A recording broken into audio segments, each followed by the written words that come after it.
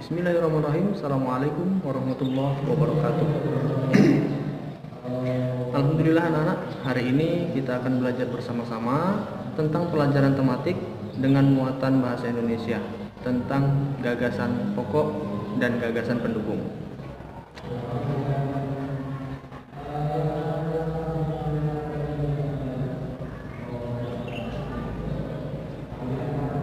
Tapi sebelum kita masuk ke materi tersebut,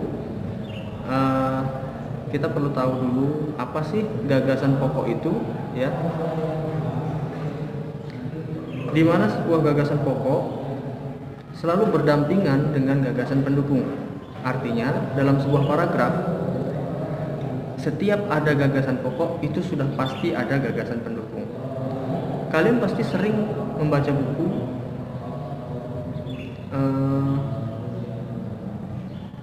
Kalian pasti sering membaca buku apa aja ya, bisa buku sekolah, buku cerita, kemudian buku pelajaran di sekolah, ataupun membaca koran, majalah. Kalian pasti sering kan membacanya. Nah, di setiap bacaan itu pasti ada sebuah paragraf. Nah, paragraf itu dikatakan sempurna ketika apa? Ketika di dalam paragraf tersebut terdapat paragraf pokok dan juga paragraf pendukung.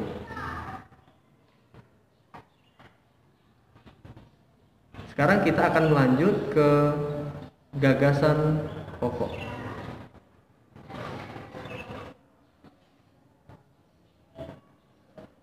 Apa sih gagasan pokok itu? Gagasan pokok itu adalah ide utama yang dibahas di dalam suatu bacaan kalimat, baik kalimat inti atau pokok paragraf. Biasanya gagasan pokok itu juga disebut dengan gagasan utama. Bisa juga disebut dengan ide pokok atau pokok pikiran yang biasanya terletak di awal atau di tengah atau juga di akhir paragraf.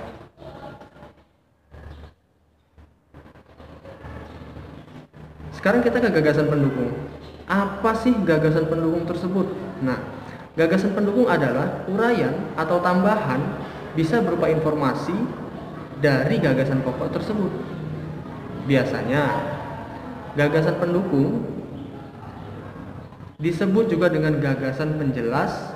Menjelaskan apa? Menjelaskan tentang gagasan pokok.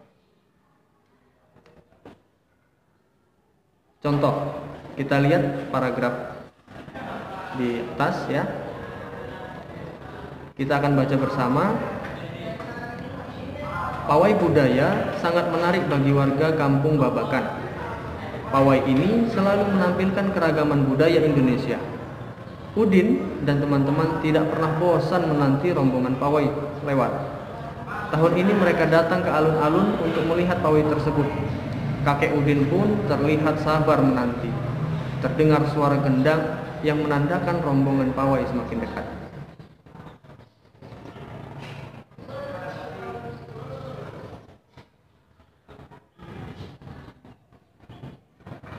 Bagaimana cara kita menentukan gagasan pokok?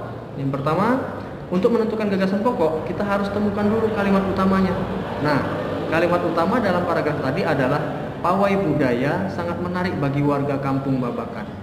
Sementara gagasan pokoknya apa? Nah, setelah kita menentukan kalimat utama dari paragraf tersebut, gagasan pokoknya adalah pawai budaya di Kampung Babakan. Kemudian gagasan pendukung di dalam paragraf tadi. Gagasan pendukung yaitu sebuah kalimat selain kalimat utama yang ada pada paragraf tersebut. Contohnya, yang termasuk dalam gagasan pendukung itu, pawai selalu menampilkan keragaman di Indonesia. Udin dan teman-teman tidak pernah bosan menanti rombongan pawai lewat. Tahun ini mereka datang ke alun-alun untuk melihat pawai tersebut. Kakek Udin pun terlihat sabar menanti. Terdengar suara gendang yang menandakan rombongan semakin dekat. Oke? Bagaimana? Mudah kan? Ya, mudah-mudahan mudah, insya Allah. Ya, mungkin itu saja pertemuan kita kali ini tentang gagasan pokok. Mudah-mudahan bisa dimengerti, dan jika ingin ada yang ditanyakan silahkan langsung hubungi nomor WA yang tertera di deskripsi channel ini.